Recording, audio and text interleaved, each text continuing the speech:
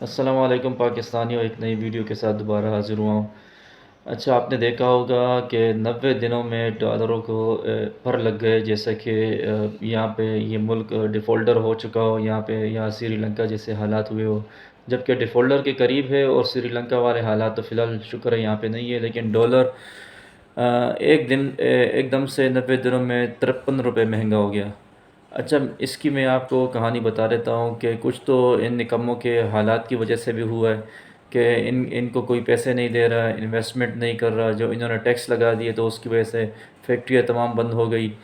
اور اس کے علاوہ کوئی بھی ملک ان کو پیسے نہیں دے رہے، نہ ادھار دے رہا ہے۔ آئی ایم ایف بھی ابھی تک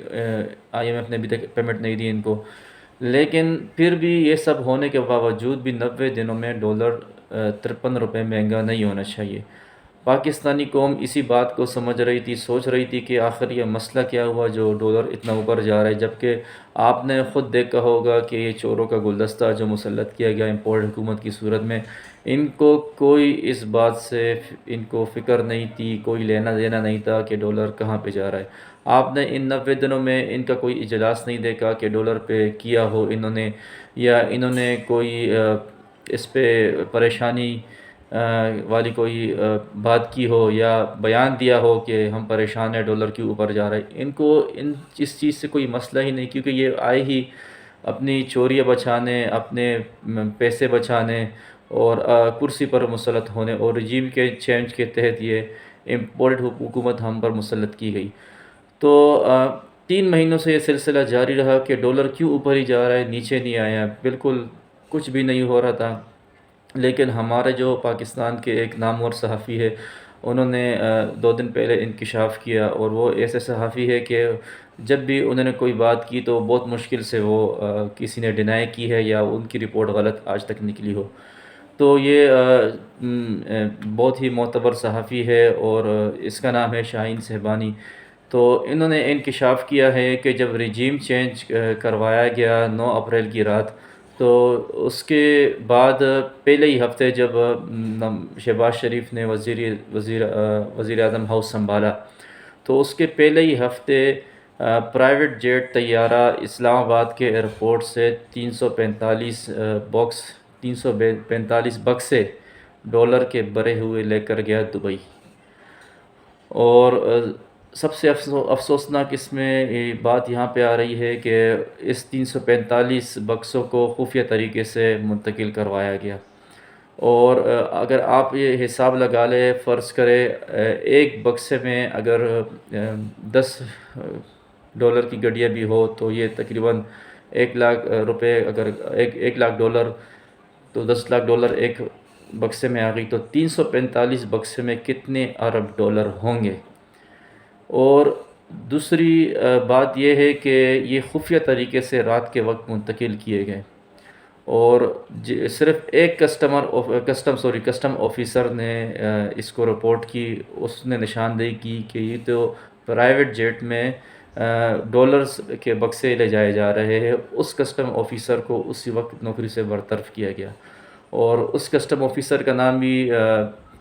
سیبانی صاحب نے بتایا کہ اس کا نام ہے عبدالرشید، جس کا تعلق سندھ سے ہے، اور اس کو نوکری سے ہی نکال دیا گیا کہ آپ نے آخر یہ کیوں رپورٹ کیا۔ تو یہ تو ایک پہلا کیس تھا، اور یہ رجیم چینج کے تحت جب ان کی حکومت آئی تو پہلے ہفتے انہوں نے ایک جہاز منتقل کیا۔ آپ اندازہ لگائے کہ 90 دنوں میں انہوں نے کتنے جہاز منتقل کیے ہوں گے، اور کتنے ڈالرز اس ملک سے لوٹ کے بیرون ملک ٹرانسفر کیے ہوں گے۔ اور اب اسی سے یہ خلاصہ ہے 53 روپے ڈالر اوپر جانے کا، اور مزید ڈالر کی اڑان کا، کہ انہوں نے ملک سے چن چن کے ڈالر اکٹھے کیے، اور سب چوروں نے مل کے وہ دبئی اور لندن ٹرانسفر کیے۔ اور دوسری بات یہ ہے کہ اگر آپ نے نوٹ کیا ہو کہ پچھلے مہینے میں ایک مہینے میں صرف 4 دفعہ انڈین طیارہ آتا ہے، اور ایندھن کا بہانہ بنا کے، فیول کا بہانہ بنا کے کراچی ایئرپورٹ پہ لینڈ کرتا ہے، اور تھوڑی دیر بعد وہ دوبارہ چلا جاتا ہے، جبکہ اس کی یہ فلائٹ آگے کی ہوتی ہے، لیکن وہ کراچی ایئرپورٹ خصوصاً وہ اترتا ہے اور وہاں سے تھوڑی دیر بعد چلا جاتا ہے، اور نیوز میں ہیڈ لائن چھوڑ دی جاتی ہے حکومت کی طرف سے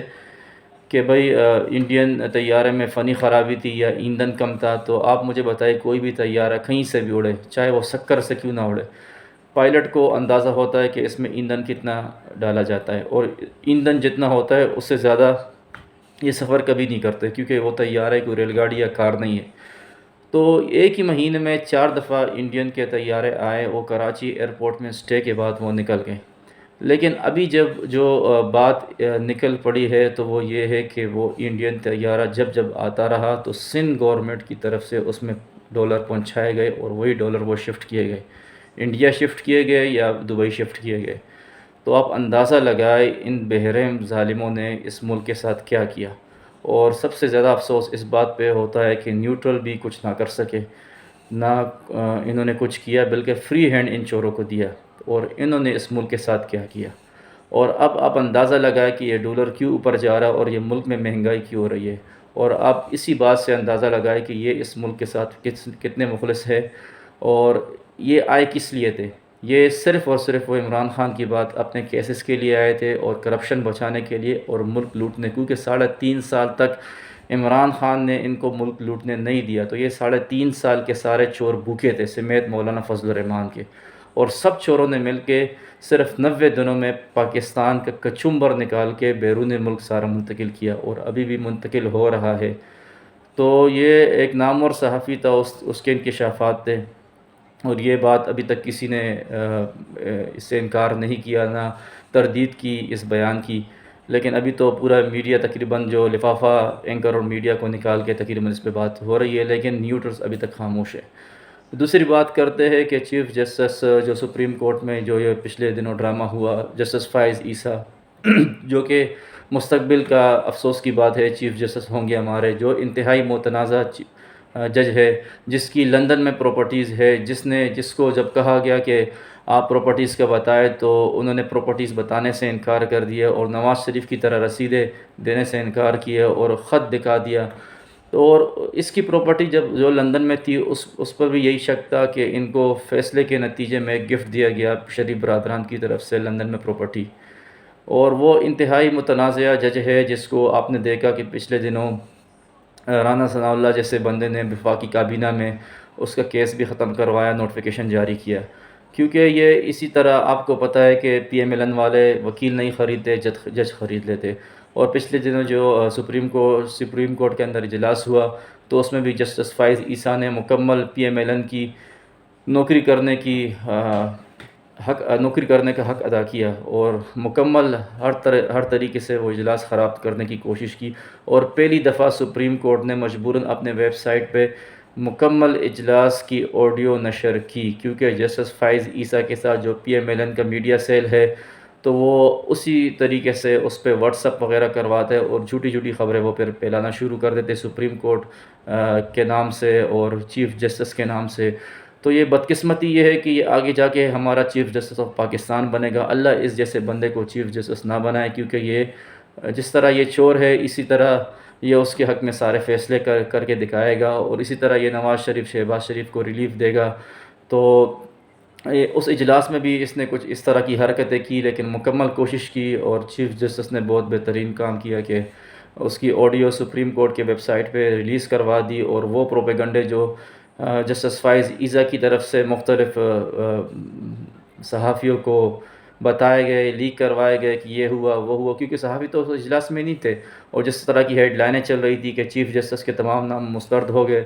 تو وہ جب آڈیو اگر آپ سپریم کورٹ کی ویب سائٹ پہ سن لیں تو اس میں اس طرح کچھ بھی نہیں تھا۔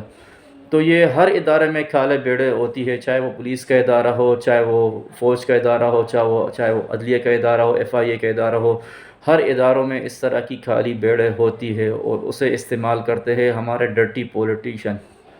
تو سب سے بڑی بات یہ ہے کہ اس وقت تو نیوٹرلز کے ہاتھ میں پھر بھی سب کچھ ہے، تو نیوٹرلز کو اس ڈول رول کے بارے میں مکمل تحقیقات کرنی چاہیے، اور کتنے جہاز گئے، کیونکہ ایک جہاز کو تو واچ کیا گیا، پرائیویٹ جیٹ تھا، اس کو تو کسٹم آفیسر کو ہی نوکری سے نکال دیا گیا، پتہ نہیں 90 دنوں میں انہوں نے 90 یا 100 جہاز اور بھی بھیج دیے ہوں گے، اور تبھی پاکستان کا یہ کباڑہ نکلا ہے۔ تو اللہ ہی رحم کرے، اللہ اس ملک پہ رحم کرے، اللہ ایماندار حکمراں مسلط کرے، اور جن جن چوروں نے اس پاکستان کا یہ حال کیا ہے، اللہ ان کو عبرتناک انجام تک پہنچائے۔ انشاءاللہ دوبارہ نیکسٹ ویڈیو کے ساتھ حاضر ہوں گا، جب تک کے لیے اللہ حافظ۔